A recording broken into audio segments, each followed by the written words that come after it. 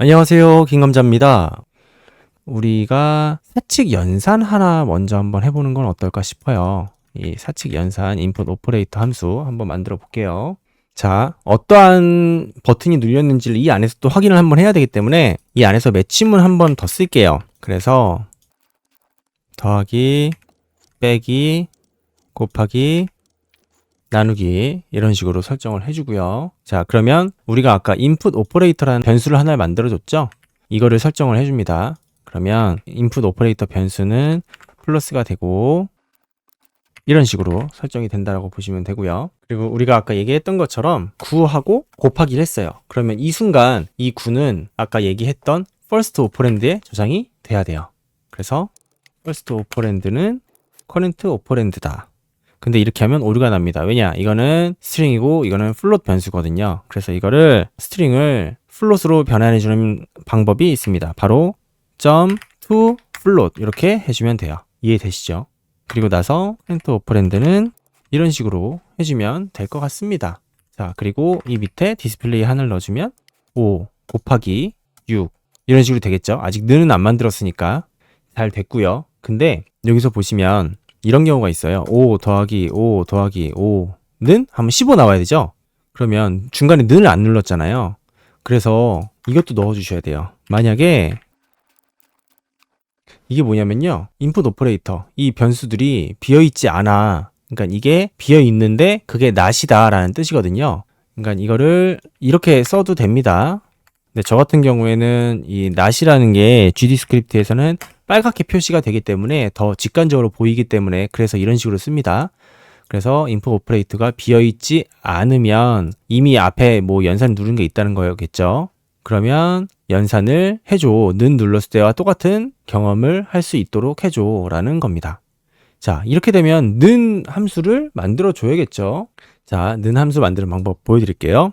일단은 결과를 넣어줄 변수 하나를 가지고 있을게요. 플롯으로 해주고 0.0 이렇게 해주고 매치 이 지금 인풋 오퍼레이터에 들어있는 연산자가 뭐냐 그거에 따라서 이 리저트를 이 저장해놨던 first operand p 연산자죠. 네, 오퍼랜드 플롯으로 바꿔줬어요. 이거 두 개를 더한 거다. 이거는 빼기일 거고 이거는 곱하기 나누기다. 근데 여기서 0으로 나누는 경우는 막아줘야겠죠. 0으로 나누면 수학적으로 불가능하다는 거, 안 된다는 거 아시죠? 그래서 이렇게 리턴을 시켜주고 아닐 때만 계산을 해준다 라고 보시면 될 것 같습니다. 그리고 이렇게 연산이 다 되면 연산자와 저장해놨던 p 연산자는 초기화를 시켜주고요. 그 다음에 업데이트 디스플레이를 해줍니다. 자, 여기까지 됐으면 이제 마지막 하나 해주면 됩니다. 바로 뭐냐? 이 리절트를 저장해주는 거예요. 커런트 오퍼랜드가 화면에 보여주는 변수죠. 그럼 여기에 리절트를 넣어줍니다. 어떻게? 근데 오류가 왜 나냐? 이거는 스트링인데 이거는 플롯 값이죠. 이럴 때는 이렇게 str이라는 함수로 감싸주면 됩니다. 한번 실행을 해볼게요. 6 곱하기 6은 36 3 더하기 3은 6 자, 잘 되는데 근데 한 가지 아쉬운 점이 6인데 6.0 플롯으로 나오죠. 이거 고쳐볼게요. 이거 어떻게 하면 되냐? 간단한데요. 만약에 이거는 내림을 하는 함수입니다. 그래서 2.99가 들어가면 2가 되고 마이너스 2.99가 들어가면 마이너스 3이 된다고 나와 있죠. 자, 그럼 내림을 해서 이런 식으로 해주면 됩니다. 이게 뭐냐? 6.1이에요. 6.1인데 내림을 하면 6.0이 되죠. 근데 내림을 했는데 그럼 리절트랑 결과가 다르죠? 그럼 else로 갈 거예요. 그러면 내림을 했는데 결과가 달라지면 그냥 그대로 이 리절트 플롯 값 그대로 넣어주고요. 내림을 했음에도 불구하고 리절트가 그대로다. 그러면 6.0, 7.0, 8.0 이런 식으로 정수와 똑같은 플롯 값이라고 생각을 할 수 있는 거죠. 그러면 정수로 인트로 바꿔주고 str로 바꿔준 값을 넣어준다 라는 뜻입니다. 자, 이렇게 보시면은요 9, 16 빼기 69는 27 나누기 9는 3 근데 나누기 2 하면 1.5 이런 식으로 나오죠. 정수와 실수가 자연스럽게 변환이 되는 모습을 보실 수 있습니다. 자, 그러면 우리가 지금 이제 남아있는 게 인풋 포인트, 그리고 이 메모리 관련들인데요. 제가 이거 3개는 숙제로 한번 드려볼게요. 생각보다 어렵지 않거든요. 천천히 생각해 보시면 어렵지 않게 하실 수 있어요. 그리고 정수와 실수로 나타내는 방법도 제가 설명을 드렸으니까요. 그 위에 부분, 이 부분 감안해서 한번 만들어 보시면 아주 간단하게 해보실 수 있습니다. 자, 그러면 우리한테 남은 거는 바로 이거 인풋 포인트 이거 하나죠? 이거 하나 한번 완성시켜 볼게요. 한번 제가 코드를 칠 테니까 따라와 보세요.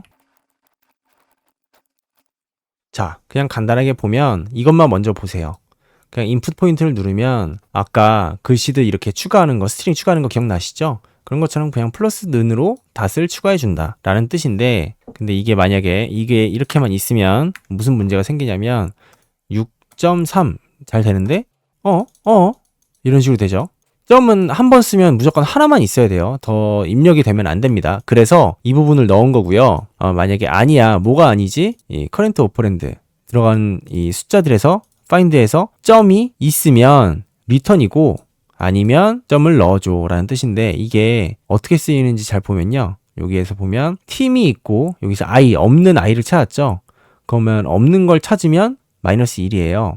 그러니까 이거랑 헷갈리시면 이렇게 보셔도 되고요. 똑같은 거라고 말씀드렸어요. 그러니까 한마디로 이 점이 이 안에 find를 했더니 있네 라는 뜻이에요. 그러면 리턴에서 더 이상 추가가 안 되게 해주고, 아닐 때만 점을 추가를 해줄게 라는 뜻입니다. 자, 볼게요.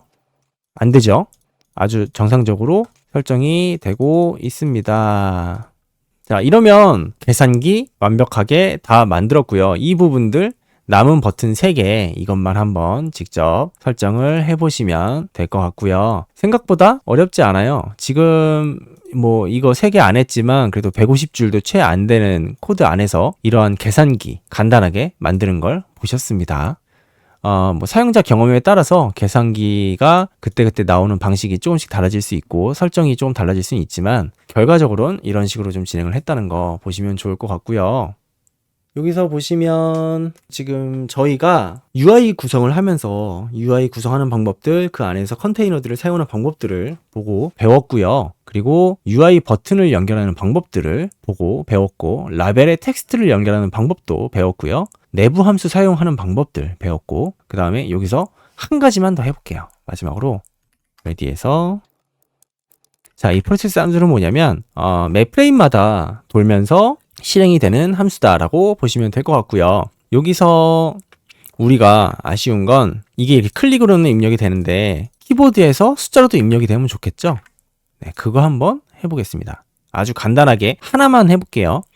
프로젝트에 들어가서 프로젝트 세팅에 보면 여기에 인풋맵이라는 메뉴가 있습니다. 거기에서 보시면 이 필터 이벤트 엔터를 누르면 이걸 체크하고 보시면은요, 엔터에 관련된 키들 엔터를 눌렀을 때 되는 것들이 나와 있죠. 근데 숫자 1을 누르면 없어요. 그래서 저희가 만들어줘야 된다는 소리고요.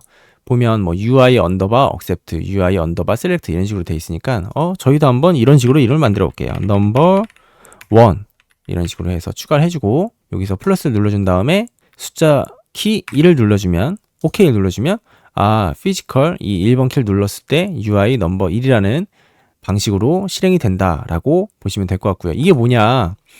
여기서 보시면 이제 프로세스는 계속 체크를 하면서 입력을 확인할 수 있다고 했죠. 그래서 이렇게 해볼게요. 인풋 입력 받는 방법 보여드릴게요. input is action pressed. 그냥 is action pressed는 누르고 있으면 누르는 대로 계속 입력이 되고요. 이거는 눌렀을 때 딱 한 번만 입력이 되는 겁니다. 저희는 계산기니까 just pressed로 할게요.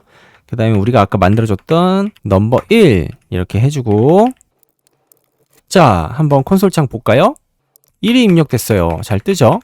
자, 이런 식으로 하면, 그러면 1이 입력이 됐을 때 이 버튼 클릭을 해서 1번 버튼을 누르는 것과 똑같은 효과를 주고 싶다라고 하면 어떻게 하면 됩니까? 생각 잘 한번 해보세요. 어떻게 하면 될까요? 우리가 만들었던 함수 있잖아요. 이렇게 하고요. 이렇게 해주면 됩니다. 자, 한번 볼게요. 오, 지금 클릭 안 하고 있는데도 키보드만 누르고 있습니다. 숫자 1 잘 되는 거 보이시죠? 이거 이름을 조금만 바꿔줄게요.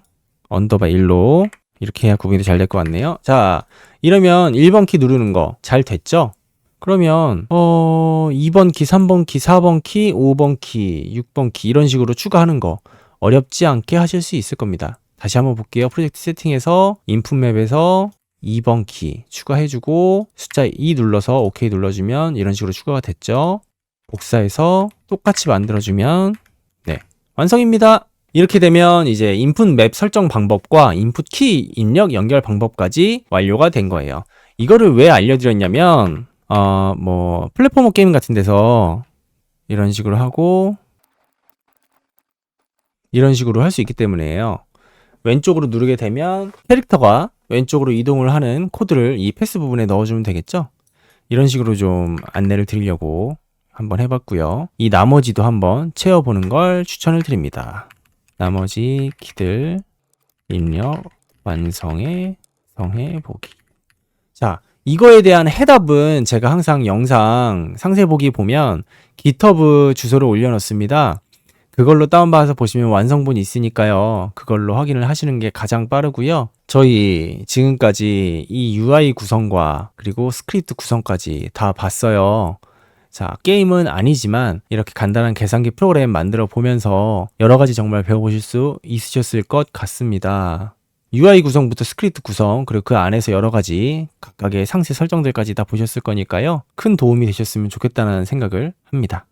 자, 그러면 지금까지 교학상장하는 유튜버 김감자였습니다.